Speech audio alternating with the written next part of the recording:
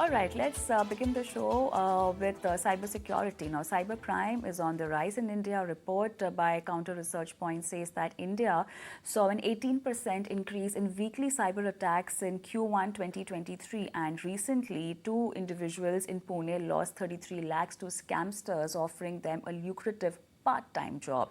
So what is this scam all about? Why is cybercrime rising in India? And can innovations like CVV-Free Tokenization help in curbing these cybercrimes? Let's understand all of this with Ritesh Bhatia, cybercrime investigator and cybersecurity consultant. Ritesh, hi.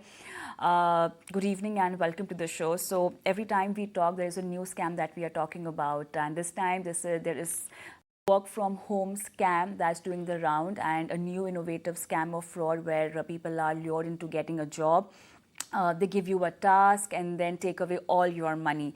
What exactly is the scam and what is the modus operandi? Oh, well, before I came on the show, I was just speaking to one of those scamsters and trying to earn 150 rupees because, you must be hearing that many people are getting missed calls on their numbers, especially on the WhatsApp. On the Twitter also, if you're seeing, it's from Indonesia, it's from so many different places, you're getting these missed calls. And when you try to call them back, nobody is answering. The whole idea is that they are just checking whether these numbers are active or not, because when you call back, definitely in that case your number is active. And these are more like those computerized like bot kind of systems which are actually making calls to you. So now once you call back, it is confirmed that your number is active, and no sooner you'll call them, Kavita, they will immediately send you a message. So the message is very clear that, look, I am an HR person from so and so company. Now these are by and large Indian companies, some very well-known ones, some not so well-known ones. And they'll say, okay, we just want you to, you will be able to earn around about 8,000 rupees a day. And it's a very small task. All you need is some time in hand, and, even a basic smartphone will do. And that is the where, whenever I've spoken to the victims who've approached me, they tell me, sir, we always thought, okay, we just have to do only this much. Why not give it a try? And the catch was, when you went to, give it a try, they actually gave you 150 rupees. So it was like, the task was simple. They would send you on WhatsApp that this is a link of a YouTube. Just go click over there, like it, take a screenshot, send it back. And the moment you did this with 3 videos, so 50 rupees per video, 150 rupees, they ask you for your bank account and you get 150 rupees.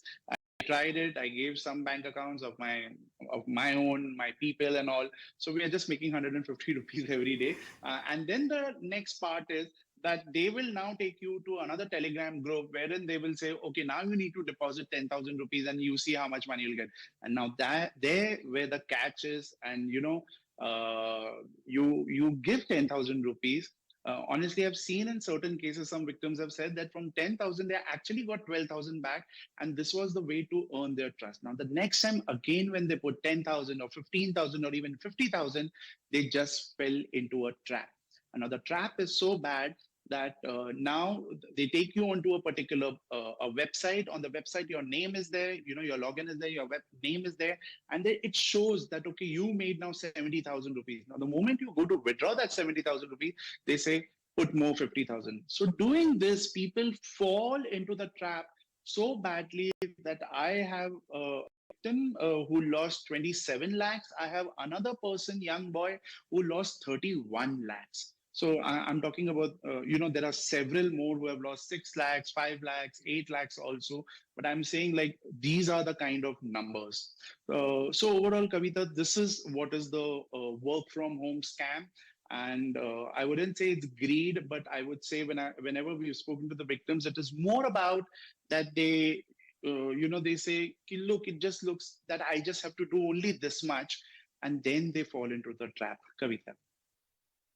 Exactly. So now in this modus operandi, I want to understand the kind of mediums which are used. So you said there was a missed call, then they take you to Telegram, then there's YouTube also involved. So there are a lot of social media platforms a part of this particular scam. Well, as far as the calls and the messages are concerned, initially they were sending messages. It's only through the WhatsApp messages. By and large, I would say 99% were through the WhatsApp messages that, hi, I'm from the HR and everything. I have seen cases where they have also approached you on LinkedIn. I've seen cases that where they've approached you even on Instagram.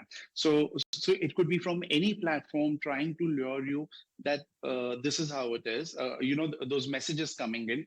Off lately, they've started giving a lot of missed calls. I mean, several people are getting missed calls, not just once, not twice, 4, 5 times. Still, you call them back. It's only when you call them back is basically to confirm, okay, you own a phone and you are active and your WhatsApp number is active, and that's how they start the conversation with you. So they're just trying to make their process easier. And the other platform is Telegram. So once you completed the task, the person will tell you, in order to get your money, that 150 rupees, you need to speak to somebody called as a receptionist on Telegram. So they will give the Telegram thing, and that is where you speak the person over there using a fake profile. They ask you for your bank account details. I gave them my bank account details. Within 5 minutes, I got the 150 rupees. So, and it is basically transferred through a payout scheme. So, through a payout mechanism. So, what is a payout mechanism? So there are these fintech companies. So these fintech companies are responsible of giving out the money, distributing out the money. So they take from the merchants. So basically, these scamsters are their clients.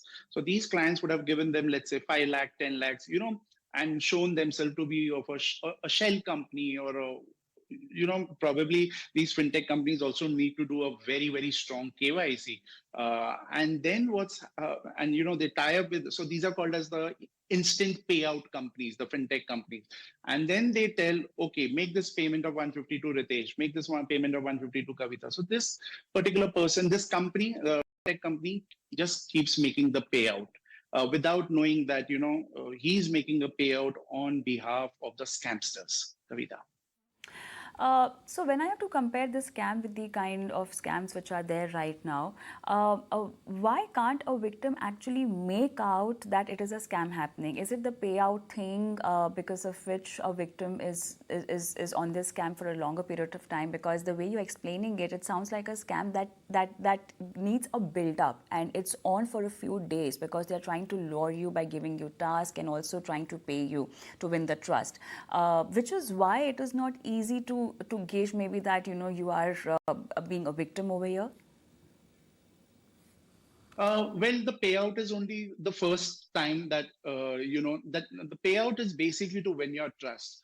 Because just imagine, I just send you one link, you just click on it, send me a screenshot, and it just didn't even take 10 seconds. So you say in 10 seconds 50 rupees, and in another 30 seconds 150 rupees. This is something great. Then what you do, so that is one thing. The payout of 150 rupees definitely wins your trust, because up till now, previously, all cyber frauds that were happening, people were like asking for certain kind of money, but here is a scam wherein they are paying you to win your trust. And it's just not like that 1 rupee or 5 rupee or 10 rupee, but this is 150 rupees. So even for for anyone, it's decent, it's not bad. So this is one particular thing. And then they ask you, would you like to continue? You say, obviously, yes. They say, okay, why don't you put 1,000 rupees? So once you put 1,000, it actually becomes 1,300 rupees. And then again, you get a payout of 1,300. So again, that confidence is there. Now you start directly jump to the 10,000 rupees one. Now, when you go on to the 10,000, it will show it's become 16,000. So on the screen, you're seeing it's 16,000, but this time you're not asking, okay, I want to redeem it. They will encourage you that, look, this can become lakhs. And that psychology, that kind of social engineering, then the greed comes in. Earlier you were just doing it for time pass. Now it's the greed. Now the greed becomes bigger and bigger, because what is flashing on the screen, you really get tempted with it. Oh my God, that I've made now 40,000. Now it's become 4 lakh rupees. And plus the group that they add you to, even in that particular Telegram group, there are their own people who say, hey, I made 5 lakhs. Hey, I made 8 lakhs. And then they put their screenshots. So you tend to believe that you're in the right group and doing the right job. All right. Now, if you are a victim of this scam of a work from home or a part-time job scam, how do you get your money back? Are there any chances of getting your money back? Because we're not talking just about thousands. The people you just mentioned have lost their money in lakhs. So what's the process of getting it back? Well, the chances are quite bleak because, as you rightly said, this goes on for a period of days. So, what has happened on day one when I put 10,000, on day two, 20, on day three, let's say another 20, and so on and so forth. With every passing day, they are removing they just divert the funds or they encash it. Mostly it is always like sent. See, this always goes in an Indian account, let me tell you that. Whatever payments even you are making is going to the Indian accounts. From there they send it to their boss converts it into crypto, and from whatever I have heard about is it's going back to China as such. And that's why I say this is like a kind of a economic cyber warfare that's going on in the country. Um, so there have been arrests, because when victims have approached me and we send them to the police and all, we've come to know that there have been arrests. These are in one case we know the boy was just 18-year-old. One was 18, the other one was 21-year-old, somewhere from Madhya Pradesh. And they say even we are not aware about it. Whatever money would come, we would immediately send it to our senior, and we don't know what would happen as such. We even didn't know that all this is happening this way. So these are the mule accounts which are opened, and for a good hefty commission, these young people or other people, they get into it and then they rent out their accounts.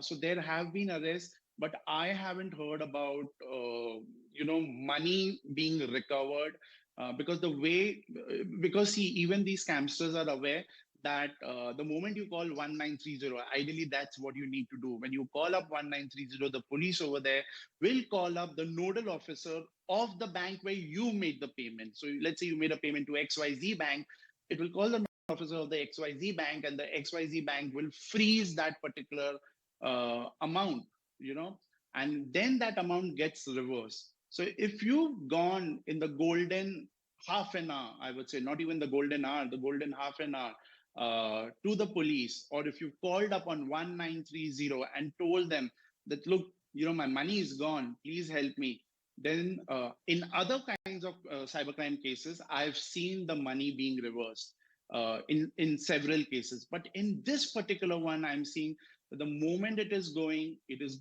it just goes away, it gets distributed, or it goes to the senior guy, gets converted into crypto, and then the chances are very, very bleak. All right, let's move on, and now let's talk about tokenization. Now, this new system of payment making through debit card or credit card, do you think this will really help minimize all the cybercrime or concerns that we have related to a cybersecurity or online transaction? Because the way we'll just have to put our CVV and the entire infrastructure or the payment infrastructure that's going to change when you're using your debit card and credit card with tokenization. How can you use it? What needs to be done, and how does it work? Okay, so Kavita, over here, let's understand how the payments were being made earlier. Let's say you go onto a particular website, you shop something, you add items to your cart, and then you want to pay by your credit card. When you're paying by your credit or debit card, either of them, you are entering the 16-digit number, you are entering the expiry date, the CVV, and the OTP. And your name also. So all these details you were giving. Now, all these details were being saved even by the merchant. By merchant means, let's say you are onto the flower website buying some flowers or buying some cake. So even they were storing that particular number, the details, the card details as such. What used to happen, that whenever there were like data breaches, we've always heard about this ransomware attacks and the data breaches, and we will say, like, our card data is available online. So these are the people who would be having our details, and if it got breached, my card number, CVV, and all those kind of things were available to the hackers. Even if it was encrypted, there were certain decryption keys with which they could decrypt it. So what happened then, it was decided, RBI decided that let's tokenize these card details. So what happens in tokenization is you will get an option. Do you want to save your card as per the RBI guidelines? Whenever you go to a website to shop, you'll say yes. You should ideally say yes. And if you do that, uh, your name, your number, and your expiry date will get saved with the merchant, but it will be in a completely different fashion, and that will be called as a token. Okay, so this is basically obfuscating your data, or kind of masking your data, or rather I would say pseudonymizing your data. So whatever your 16-digit number is actually on your card, he cannot see that 16-digit number, he sees some other numbers. And so so this particular number that has been allotted to him is called as a token, and this is allotted by the card issuer, by the so let's say if it's Visa, Mastercard, or Rupee, they are the people who, with the bank, suppose if the bank has also issued the card, this ecosystem will issue a token to them. So the merchant will never ever come to know what is your name, your card number, your expiry date. Whenever you will buy something, and if it is saved for that particular merchant, all you will need to do is just enter the CVV and then enter the OTP. That's it. You don't have to enter any other details. So this is a great benefit, because tomorrow, if the merchants, there's a data breach on a merchant's website, uh, all that will go out is a particular random token number. And the benefit is that this is nothing that's encrypted, that it can be decrypted. No, this token number, they cannot make any head or tail of it. They means the hackers who hack the particular data, they cannot make any head or tail out of it. So tokenization is a beautiful thing, is an amazing step. But let's remember one thing: it is valid only for our domestic transactions, and it works on credit card and debit cards. And for each merchant, you need to create a token.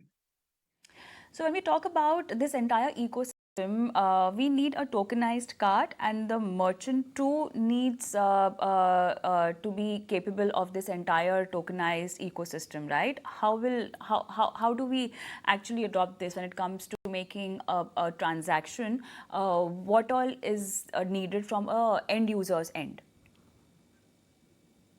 So here the merchant doesn't have to do much about it. The merchant, of course, needs to build in certain, it just needs to rework on its payment gateway systems, and then on its database from where it is capturing as such. And most of them have already done it, because as far as the RBI guidelines are concerned, so many of them, or in fact, it's quite probable that all of them have done it. And each merchant, so the token is issued by the issuer. As I told you, it could be the bank. It's the bank ecosystem, bank plus the issuer, which is the Mastercard, Visa, or Rupee system. They are giving the tokens to the merchants. So for my card, let's say I'm on website A. At the moment I enter my card details, uh, this particular merchant will request for a token from my issuer, let's say MasterCard, and then a token will be saved for, let's say, website A. Now, when I go to website B, again, it will ask me, do you want to save your card? I will say yes. So it's the same card which I'm saving at different places, but the token number is not the same. It is going to be different for different merchants, Kavita. But then Ritesh, also explain us, will we see a drop in cyber frauds because of tokenization? Will that be a positive impact of it? How will it help securing your financial details? It doesn't help that way directly, but it just only helps that when there is a particular breach. So the idea was that, whenever there was a breach, all this information was coming out. If you look at the earlier years breach, say, oh, the card data is available. So what was available? The 16-digit card number, the name, the expiry date, these were available. So this was getting, very messy, and it was leading to a lot of like loss of reputation for the merchant, for the issuer, and even for, let's say, Visa, MasterCard, Rupee, for these people also, that, what is happening like this. So that it is not going, it is safe in the sense, because now if the breach is there, what is going to happen is nobody's going to see my name and all those kind of things. All they will see is just one token number. And so from breach perspective, uh, it, it is just not going to help the hackers at all. So it's a beautiful mechanism. It's quite safe as such. and that's the reason it's encouraged to use to save your cards in a tokenized form. Because you also have an option. If you see there's a checkbox below, do you want to save this card or you don't want to save this card? I would suggest to save it. It's not even saving, it's basically getting it tokenized for that particular website. There are two advantages: that all your details are then replaced by one token as such, or a string of characters. And second is also the convenience. All you need to remember now is your CVV. You just punch in your CVV and just put in your OTP, and that's it. All right, and so this leads us to the other topic. No matter how much we try to introduce these kind of new mechanisms to curb these cyber frauds, but in a recent data, cyber attacks between Jan to March 2023 have gone up by 18% as compared to the same period last year. Now, these are individual-based cyber frauds or cyber attacks at an organizational level. What sectors are we talking about who have been victim of attacks, Ritesh? So, Kavita, when we talk about the increase in cyber crimes, by and large, we are referring to organizations. Up till now, you and I, we've always been talking a lot more about individuals. Yes, that is happening, whether it was the electricity scam, whether it was the KYC frauds, or whether it was now this job frauds, these will continue to happen. Okay. But on the other side, we also need to understand that at an organization level, the risks have always been there, the attacks have already been there, and it's just increasing exponentially. This figure that I see, I think it's way too less. It could be at least 4 times more than what is quoted over here, because many times the organizations wouldn't come and tell also that, okay, we've suffered a breach or we've suffered an attack. Nobody likes to say that we were harmed as such. So there is something like ransomware, we all are aware. Now, that is the biggest threat globally.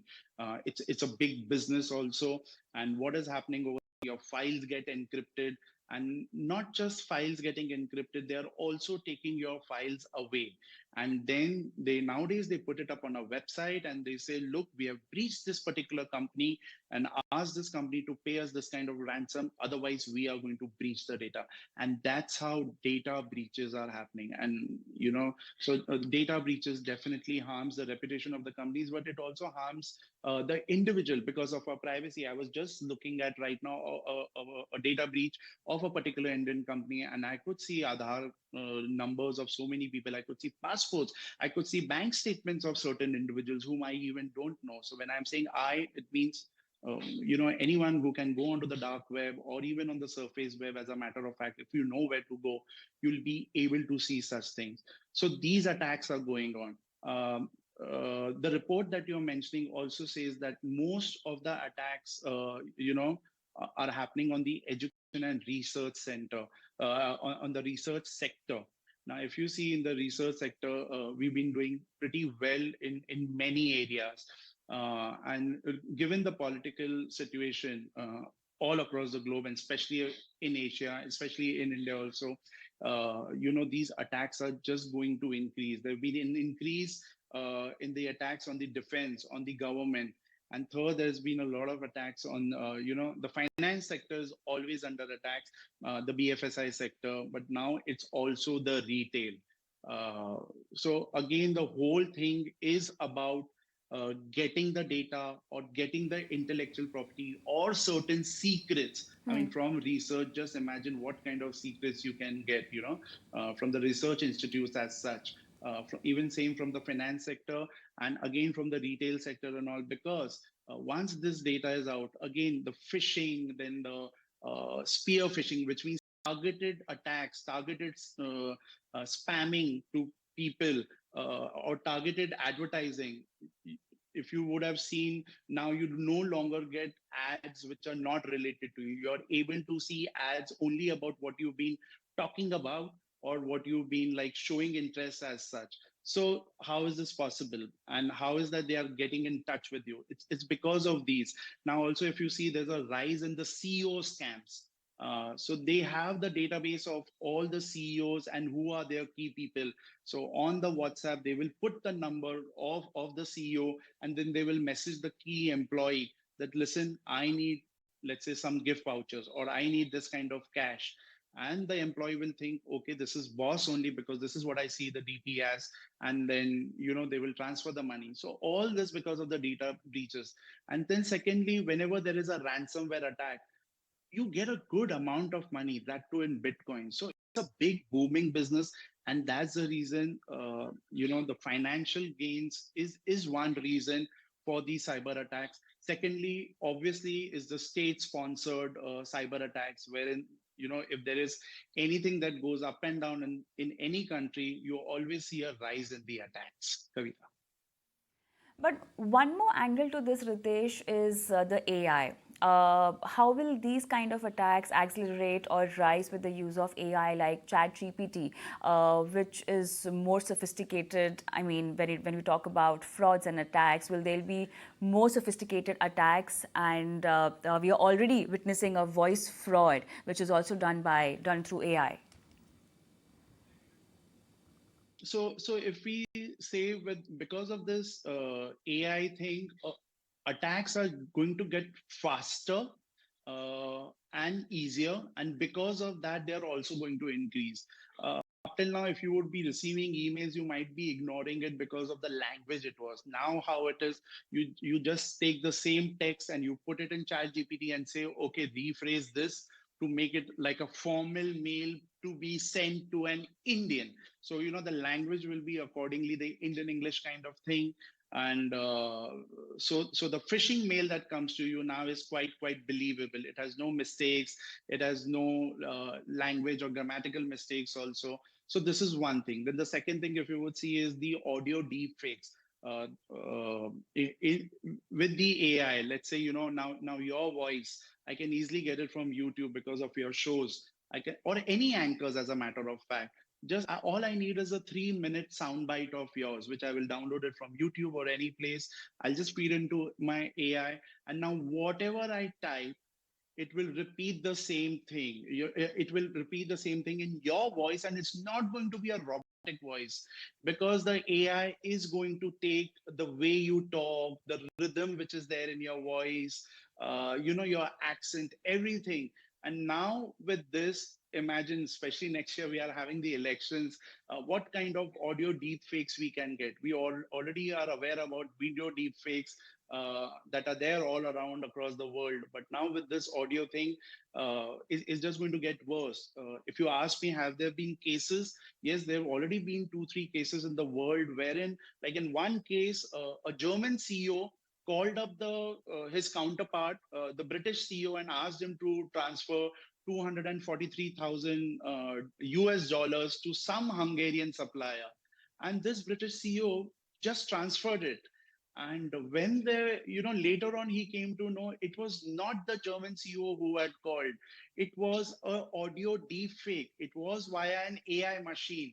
And when the case was being investigated, he says, look, there was that, the rhythm in my boss's voice.